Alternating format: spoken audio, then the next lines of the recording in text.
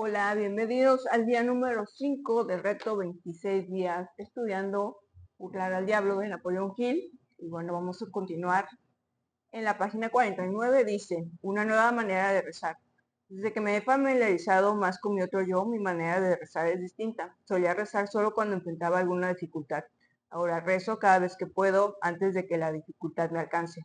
Ahora rezo, no para obtener más de estos bienes mundanos y recibir mayores bendiciones, sino para ser merecedor de lo que ya tengo. He descubierto que este plan es mejor que el anterior. La inteligencia infinita no parece ofenderse en absoluto cuando le agradezco y le demuestro que estoy agradecido por las bendiciones que han coronado mis esfuerzos. Me quedé pasmado la primera vez que probé este plan de ofrecer una oración de gratitud por lo que ya poseía y descubrí la vasta fortuna que poseía sin haberla apreciado. Por ejemplo, descubrí que poseo un cuerpo sano que nunca ha sido seriamente dañado por la enfermedad. Tengo una mente razonablemente equilibrada. Tengo una creatividad a través de la cual puedo ofrecer un servicio útil a una gran cantidad número de personas. He sido bendecido con toda la libertad de deseo, tanto en el cuerpo como en el alma. Una perdurable, Poseo un perdurable deseo de ayudar a aquellos que han sido menos afortunados. Descubrí que la felicidad, la más grande aspiración de la humanidad, puede ser mía fácilmente, haya o no depresión mercantil. Por último, pero de ninguna manera lo menos importante, descubrí que tengo el privilegio de acercarme a la inteligencia infinita, ya sea con el propósito de dar gracias por lo que ya poseo, para pedir más o para pedir ayuda. Sería muy útil que todo aquel que lea este libro haga un inventario de sus bienes intangibles. Un inventario así podría revelar algunas posesiones invaluables. Nota de Sharon. Hagamos un inventario de nuestras bendiciones en la vida. Demos gracias por cada uno de los dones otorgados. Sé que cuando me encuentre en un momento adverso me obligaré a pensar en mi familia, mis amigos y las bendiciones que han atraído a mi vida. Es el camino más rápido para superarlo y colocar mis adversidades temporales en perspectiva. Algunas señales que hemos pasado por alto. El mundo entero está experimentando un cambio de tales proporciones que millones de personas se han visto agobiadas por la preocupación, la duda, la indecisión y el temor. Hoy es un momento espléndido para que aquellos que han llegado a la encrucijada de la duda intenten familiarizarse con sus otros yo.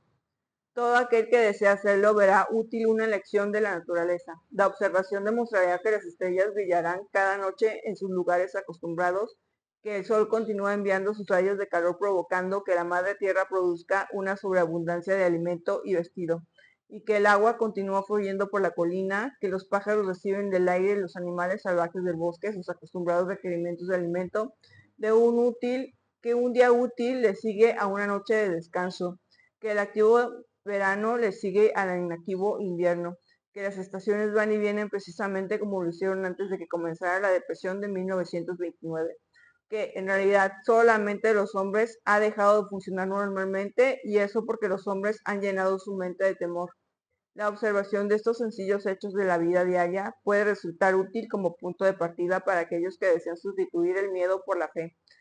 No soy un profeta, pero sí puedo, con toda la debida modestia, predecir que todo individuo tiene el poder para cambiar un estatus material o financiero, cambiando primero la naturaleza de sus creencias.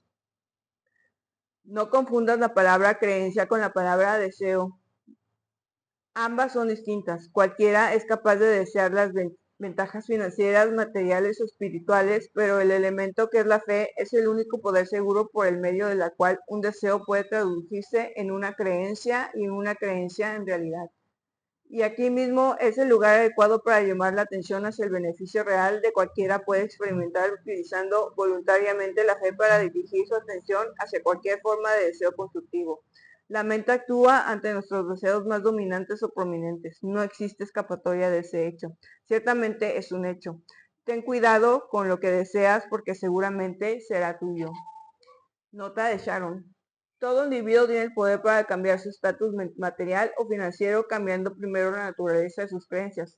Fue verdad, después de la publicación de Think and Grow Rich en 1973 de Napoleón Hill, comenzó este manuscrito. A través de su entrevista con el diablo, Hill descubre y revela cómo el diablo puede estar haciendo de las suyas contigo y cómo puedes dar vida a tu otro yo, no solo para vencer al diablo en tu propia vida, sino también empoderarlo para alcanzar tu mayor éxito. A lo largo de su trabajo, insiste en el tema de la importancia de transformar tus pensamientos del miedo a la fe. La fe es el comienzo de todo gran éxito. Si Edison se hubiera detenido simplemente hubiera deseado obtener el secreto por el cual la energía eléctrica es aprovechada para hacer funcionar a través de la lámpara incandescente, este producto de consumo para la civilización había permanecido entre los diversos secretos de la naturaleza. Se tropezó con el fracaso temporal más de 10.000 veces antes de arrebatarle ese secreto a la naturaleza. Fue finalmente le fue entregado porque creía que así sería y siguió intentándolo hasta obtener la respuesta. Edison descubrió más secretos de la naturaleza. Debieron haber sido llamados milagros en una época anterior, en el ámbito de la física, de lo que otro hombre lo ha hecho, y esto porque se familiarizó con su otro yo. Tengo su palabra en esto. Pero incluso si no la tuviera, sus logros han revelado el secreto de su desarrollo. Nada es imposible en el discernimiento para aquel que conoce y confía en su otro yo. Cualquier cosa que el hombre crea que es verdad tiene una forma de volverse realidad.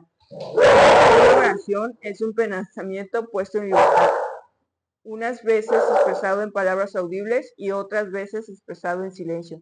He observado a través de la experiencia que una oración en silencio es tan eficaz como aquella que se expresa en palabras. También he observado que nuestro estado mental es el factor determinante para que la oración funcione o no. Mi concepto del otro yo que ha tratado de describir es que simplemente simboliza una aproximación recientemente descubierta a la inteligencia infinita. Una aproximación que podemos controlar y dirigir a través del sencillo proceso de mezclar la fe con nuestros pensamientos. Esta es solo otra manera de decir que ahora tengo más fe que el poder de la oración. El estado mental conocido como fe aparentemente abre ante nosotros el sexto sentido, canal a través del cual podemos comunicarnos con fuentes de poder e información disponibles a través de los 5 sentidos físicos. El sexto sentido llega en tu auxilio para que hagas tu petición a un extraño poder que vamos a suponer es un ángel guardián que te abrirá la puerta al templo de la sabiduría. De hecho, llega a ser algo cercano a un milagro, y parece que lo es, porque no alcanzas a comprender el método mediante el cual funciona. Esto sí lo sé que existe un poder o una primera causa o una inteligencia que penetra cada átomo de la materia y adopta cada unidad de energía perceptible por el hombre. Esta inteligencia infinita convierte las bellotas en robles, hace que el agua descienda por la colina en respuesta a la ley de gravedad, que el día siga a la noche, que el verano al invierno, cada uno conservando su adecuado lugar en relación con el otro. Esta inteligencia puede ayudar a transmitir nuestros deseos de forma concreta o material. Yo sé esto porque lo he probado y vivido. Durante muchos años he mantenido el hábito de hacer un inventario personal una vez al año con el propósito de determinar cuántas de mis debilidades he pasado por alto o eliminado y para cerciorarme de cuántos progresos he tenido, si es que los hay, durante el año. Nota de Sharon. Esta sección sobre la fe vale la pena leerla varias veces ya que contiene las principales enseñanzas de Hill sobre la oración. La fe, según su punto de vista, es un sexto sentido o poder espiritual que nos permite triunfar si llevamos el paso con la primera causa de todas las cosas. Una de sus descripciones de Dios, la suya, es una fe práctica o científica que enfatiza los resultados tangibles. En el libro 3 Feet from Gold hablamos sobre la ecuación personal del éxito, la cual revela claramente la importancia de la fe. Dice, combinar tu pasión con tu talento y después buscar la asociación adecuada y llevar a cabo la acción correcta son componentes muy importantes para el éxito, pero es cuando las combinas con una poderosa fe en ti y en tu misión que realmente obtienes tu ecuación personal del éxito. Bueno, llegamos al capítulo 3.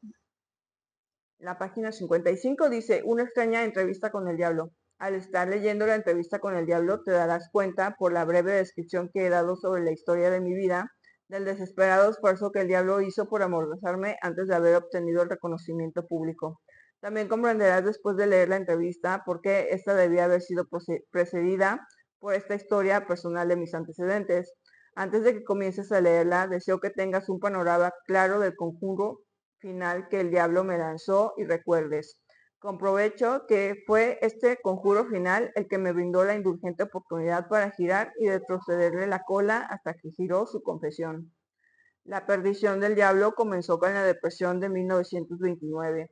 Con este venturoso giro de la rueda de la vida, perdí mi propiedad de 600 acres en Catskill Mountains. Mis ingresos cesaron por completo.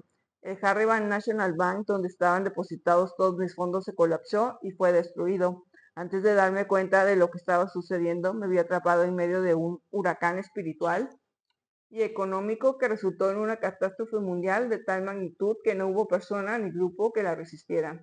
Mientras esperaba que la tormenta amainara y que la estampida de personas aterrorizara se detuviera, me mudé a Washington, D.C., la ciudad desde la cual me inicié después de mi primera reunión con Andrew Carnegie hace casi un cuarto de siglo. Me parecía que no había nada que hacer excepto sentarme y esperar. Todo lo que tenía era tiempo. Después de 3 años de esperar sin obtener resultados tangibles, mi alma inquieta comenzó a ejercer presión para que volviera a trabajar. Había pocas oportunidades para enseñar una ideología del éxito de un vil fracaso, cuando el mundo a mi alrededor se encontraba en el centro de un vil fracaso y la mente de los hombres estaban colmadas de miedo y pobreza. Este pensamiento vino a mí una tarde mientras me encontraba en mi automóvil frente al Lincoln Memorial sobre el río Potomac, a la sombra del Capitolio. Con este pensamiento surgió otro más. El mundo había escenificado una depresión sin precedentes sobre la que ningún ser humano tenía el control. Con ello había llegado mi oportunidad para probarle a la organización a la cual había dedicado una buena parte de mi vida adulta la ideología de la autodeterminación. Una vez más tenía la oportunidad de saber si mi ideología era práctica o una simple teoría. También me di cuenta de que había llegado la oportunidad de probar una afirmación que había hecho cientos de veces sobre que toda adversidad trae consigo la semilla de una ventaja correspondiente. ¿Cuáles, si es que las había? Me pregunté a mí mismo. ¿Eran mis ventajas de una depresión mundial? Cuando comencé a buscar una dirección hacia la cual dirigirme y poner a prueba mi ideología, hice el descubrimiento más asombroso de mi vida. A través de algún poder extraño que no comprendía, había perdido el valor, mi iniciativa se había desmoronado, mi entusiasmo se había debilitado. Lo peor de todo es que me sentía totalmente avergonzado al saber que yo era el autor de una ideología de autodeterminación, porque muy en el fondo de mi corazón sabía o creía saber que no podía lograr que mi ideología me sacara del hoyo de la desesperación en la cual me encontraba. Mientras me movía en un establo de consternación mental, el diablo debe haber estado bailando regocijándose. Por fin tenía al autor de la primera ideología mundial sobre el éxito personal, atrapado bajo su dedo pulgar y paralizado por la indecisión. Sin embargo, la oposición del diablo también debió estar trabajando.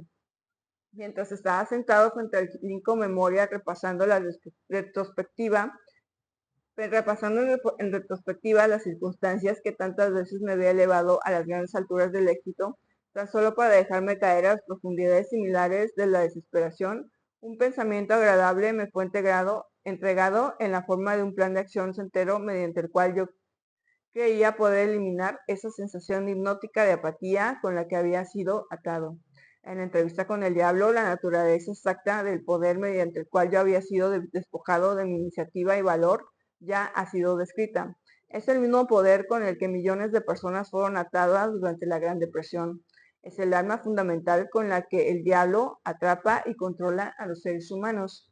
La suma y la sustancia de este pensamiento que vino a mí fue: a pesar del hecho de haber aprendido por parte de Andrew Carnegie y de otras más de 500 personas con semejantes logros comerciales y profesionales, que los logros destacados en todos los ámbitos de la vida surgen a través de la aplicación de la mente maestra, la coordinación armoniosa de dos o más mentes que trabajan con un objetivo definido. No había logrado hacer tal alianza con el objetivo de llevar a cabo mi plan de transmitirle al mundo la ideología del éxito personal. A pesar del hecho de haber comprendido el poder de la mente maestra, había olvidado apropiarme y hacer uso de este poder. Había estado trabajando como un lobo solitario, en vez de aliarme con otras mentes superiores. Nota de Sharon. La entrevista con el diablo puede haber ocurrido mientras Hill se sentaba al pie del Lincoln Memorial. ¿Acaso fue real? Fue real para Hill y originó el esquema de la forma en la que vivió su vida y compartió sus revelaciones con nosotros, sus estudiantes. A fin de reiterar las palabras Las primeras palabras de Hill, el descubrir que cada uno de los grandes líderes del pasado, cuyo registro he examinado, fue asediado por dificultades y se enfrentó al fracaso temporal antes de llegar. Hill también describe en sus trabajos cómo estos grandes líderes se rodean de ellos mismos de mentes maestras. Superaron sus conflictos internos con la adversidad y entonces utilizaron el poder de la mente maestra para impulsar sus triunfos. Piensa cómo podrías formar un grupo de mente maestra, un grupo para ayudar a superar la adversidad e impulsarte hacia el éxito. Un análisis. Analicemos ahora brevemente la extraña entrevista que estás a punto de comenzar. Algunos lectores se preguntarán después de leerla, ¿es en realidad entrevistaste al diablo o simplemente entrevistaste a un demonio imaginario? Algunos desean tener respuesta a esta pregunta antes de comenzar la entrevista. Responderé en la única forma sincera que podría responder diciendo que el demonio que entrevisté puede haber sido real, tal y como él proclamaba ser, o puede haber sido una creación de mi propia imaginación. Cualquiera que haya sido, si fue real o imaginario, es de poca importancia comparado con la naturaleza de la información transmitida a través de la entrevista. La pregunta importante es, ¿acaso la entrevista transmitió una información confiable y que puede ser útil para aquellos que están tratando de encontrar su lugar en el mundo? Si transmite este tipo de información sin importar si es transmitida en forma de hecho o ficción, entonces merece un serio análisis a través de una atenua lectura. No me preocupa en lo más mínimo la verdadera fuente de la información y la verdadera naturaleza del diablo, cuya sorprendente historia estás a punto de leer. Me preocupa solamente el hecho de que la confesión del diablo se ajusta perfectamente con lo que yo he visto en la vida. Creo que la entrevista transmite información prácticamente benéfica para todos aquellos que piensan que la vida no ha sido amigable, y la razón para creerlo es el hecho de que he convertido el tema central de este libro, que mejor redituará toda la felicidad que necesito, en la forma que mejor se adapta a mi naturaleza. He experimentado suficientes de los principios mencionados por el diablo para asegurarme que funcionarán exactamente como él dice que lo harán. Eso es suficiente para mí. Así que traspaso la historia de la entrevista para que, en lo posible, hagas que pague con útiles dividendos. Bueno, quizás te resulte más ventajosa si aceptas al diablo como con lo que proclama ser, confiando que en su mensaje sacarás algo que podrás utilizar y sin preocuparte de quién es el diablo o de que si existe o no. Si quieres mi sincera opinión muy personal, creo que el diablo es exactamente lo que proclama ser. Analicemos ahora su extraña confesión. Después de entrar forzadamente en la conciencia del diablo, el señor Airborne dio comienzo a la reunión de entrevista con preguntas que no podían ser evadidas. Nota de Sharon. Hill, el señor atado a la tierra, interroga al diablo dentro de una atmósfera casi parecida a la de una sala de justicia. De alguna manera, el diablo es obligado a dar respuestas completas y precisas. ¿Cómo se logró esto? Quizás Hill obligó al diablo a confesar creando una mente maestra, probablemente con su esposa, dos o más mentes unidas en un espíritu de perfecta armonía con un propósito definido, buscando simultáneamente el mismo fin. Para ejercer el poder de Dios, el enorme almacén de inteligencia infinita, donde se deposita todo lo que es, todo lo que fue y todo lo que podrá ser. Quizás Hill se ganó el derecho a obtener respuestas precisas, siendo un pensador en control de su propia mente y dominante de sus temores. A través de esta habilidad de estar en control de su propia mente, Hill podía exigir respuestas verdaderas y precisas por parte del diablo. En cualquier caso, Hill obliga al diablo a exponer sus trucos de tal forma que podamos contrarrestarlos y evitar los peligros de nuestras vidas. Al conocer sus trucos, podemos evitar sus engaños. Y bueno, hasta aquí la vamos a dejar hoy por hoy, porque ya mañana comienza ahora sí que la entrevista con el diablo. No puedo esperar. Ya quiero comenzar, pero bueno, ya mañana comenzamos. Muchas gracias por la lectura de hoy. Recuerden suscribirse al canal o compartir la lista con sus amigos, con personas que crean que les puede interesar este tema. Y bueno, recuerden adquirir el libro en sus librerías o por ahí en Amazon, en Mercado Libre, igual lo pueden conseguir. Y pues nada, nos vemos mañana para el día 6 y comenzar la verdadera entrevista con el diablo. Chao.